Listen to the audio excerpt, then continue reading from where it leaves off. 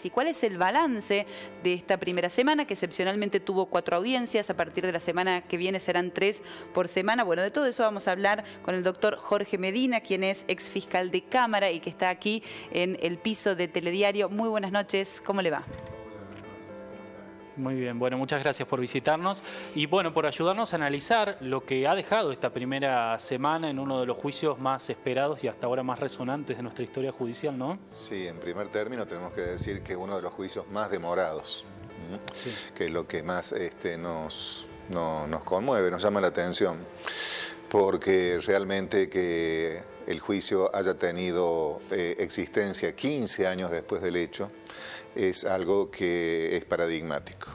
Es decir, llevar a 15 años para averiguar la verdad real nos pone en una postura, tanto a los ciudadanos como a los operadores judiciales, en una postura de dificultad de poder llegar a realizar conclusiones que tengan una validez absoluta.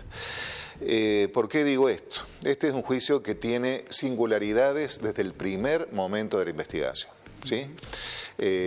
Tanto en mi actuación como fiscal de Cámara, que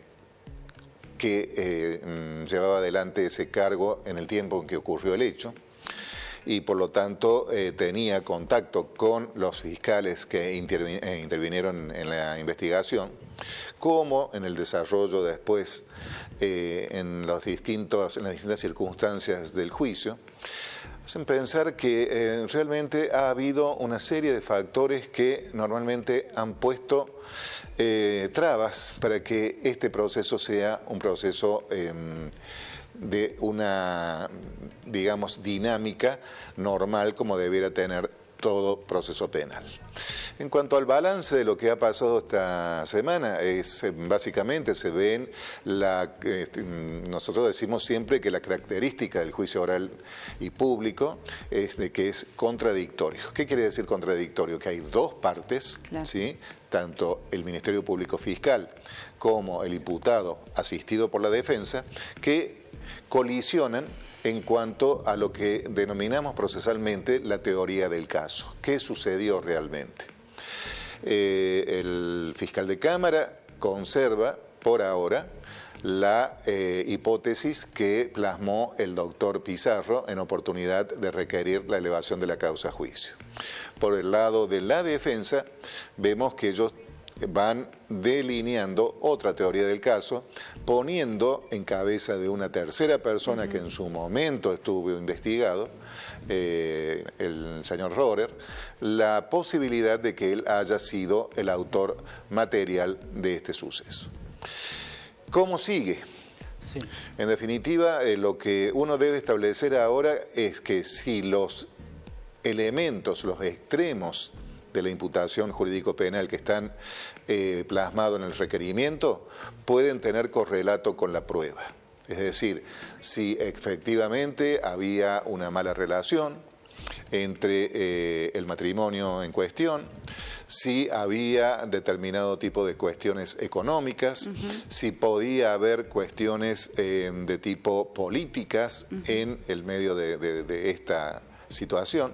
Por lo tanto, es lo que la Fiscalía va a tratar de elucidar. Recordemos que en este caso no hay una prueba directa, sino que hay una prueba que sobre la base de indicios, claro, se va a tener que estructurar, se va a tener que construir para poder llegar a un juicio de valor definitivo, es decir, responsabilidad o no responsabilidad. Debemos recordar que únicamente en nuestro sistema procesal argentino, únicamente con la certeza de responsabilidad se puede condenar, porque en caso de duda se está a favor del imputado, el adagio indubio pro reo. Bien, doctor. La gente en la casa se está preguntando, ¿qué significa que la defensa lo señale ahora a Rohrer? ¿En qué puede derivar eso? ¿Qué puede desencadenar? ¿Abre una nueva página? ¿Significa algo en términos judiciales? El gran problema es, Arina, que ya ha operado la prescripción penal. Es decir, habiendo transcurrido los 12 años que como máximo establece el Código Penal para la prescripción de la acción penal emergente de este tipo de delitos, puede presentarse el señor Michel Rohrer y decir, sí, efectivamente, como dice la defensa de Macarrón, yo fui el autor. Y acá estoy, yo fui.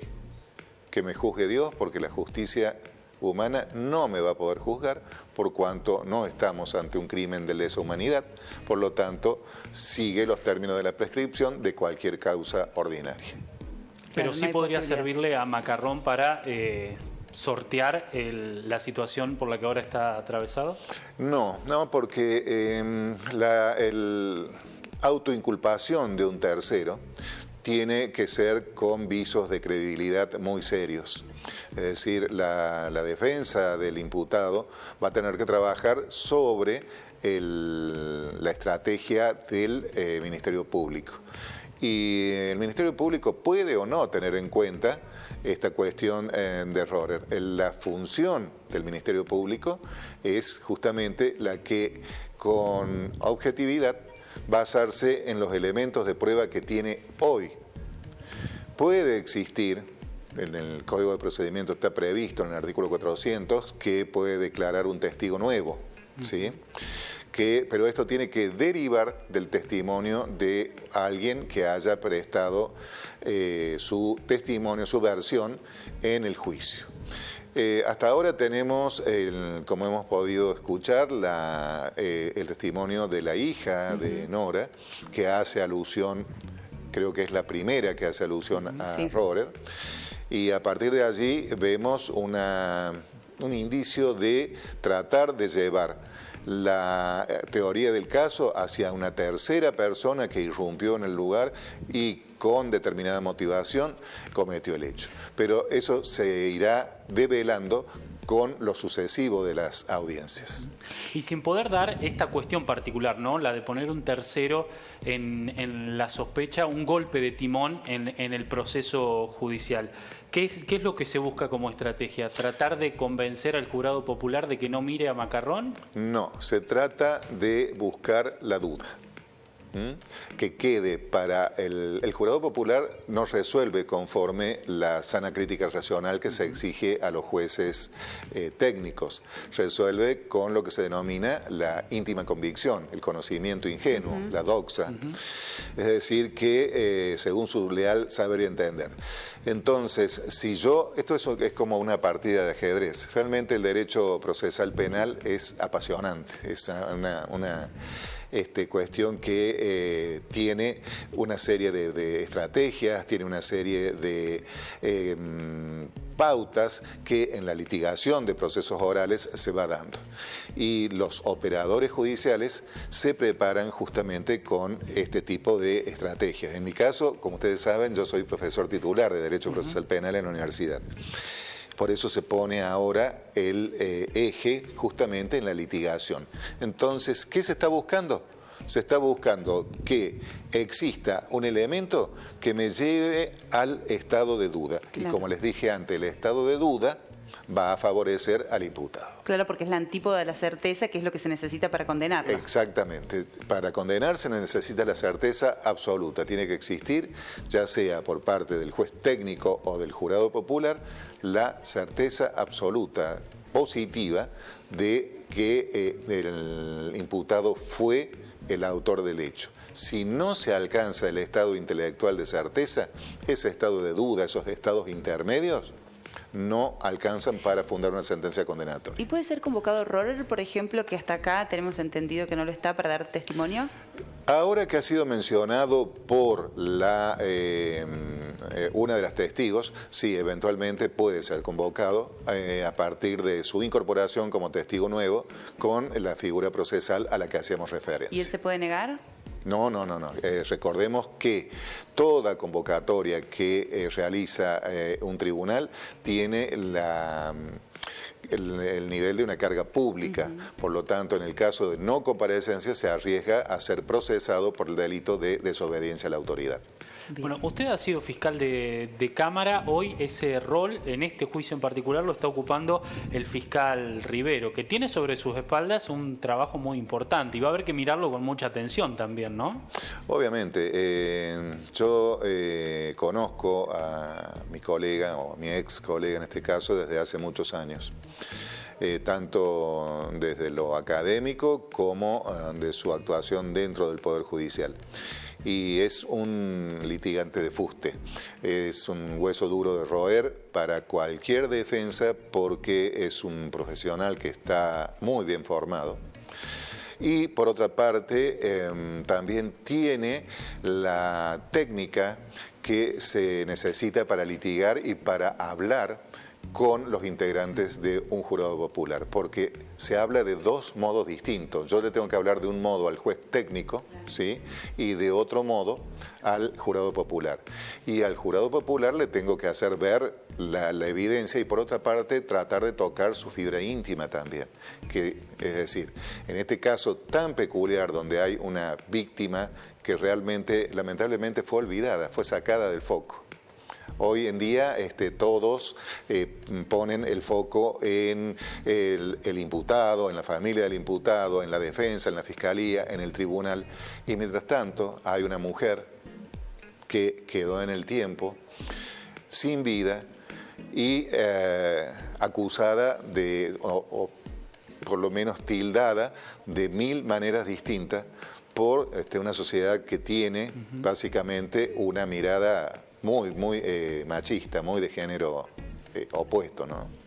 Quiero consultar ya en términos generales cómo se desempeñan los jurados populares. Yo se lo pregunté fuera de cámara a un colega suyo. ¿Cuál es la experiencia? ¿Cómo se desempeñan en ese rol? Porque decíamos, la leyenda dice que el pueblo no se equivoca, que el pueblo tiene razón. En este tipo de procesos, ¿cómo ven ustedes la actuación de la figura del jurado popular? Durante mucho tiempo hubo una discusión académica en cuanto a la existencia del juicio por jurados. Luego vino toda una corriente mucho más fuerte que terminó imponiendo en Cava, en la justicia de Cava y en otras jurisdicciones del país el juicio por jurados. La importancia del juicio por jurados es que la persona común entra a la trastienda de lo que es la actividad judicial.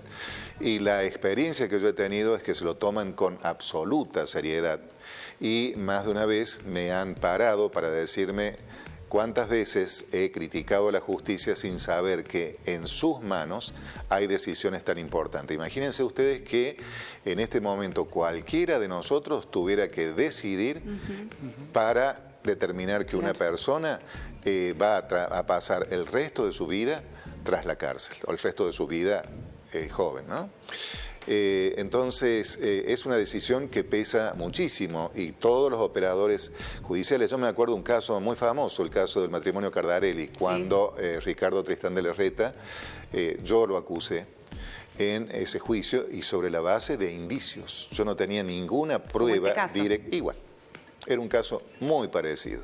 Entonces, sobre esa base de indicios, hubo que, primero, el fiscal pide la prisión perpetua y después el propio jurado decidió que esa prisión perpetua debía ser aplicada, lo que fue confirmado por el Tribunal Superior de Justicia y luego por la Corte Suprema de Justicia. Es decir, son situaciones que exigen una preparación interior y una conciencia cabal de que se está cumpliendo una función muy importante.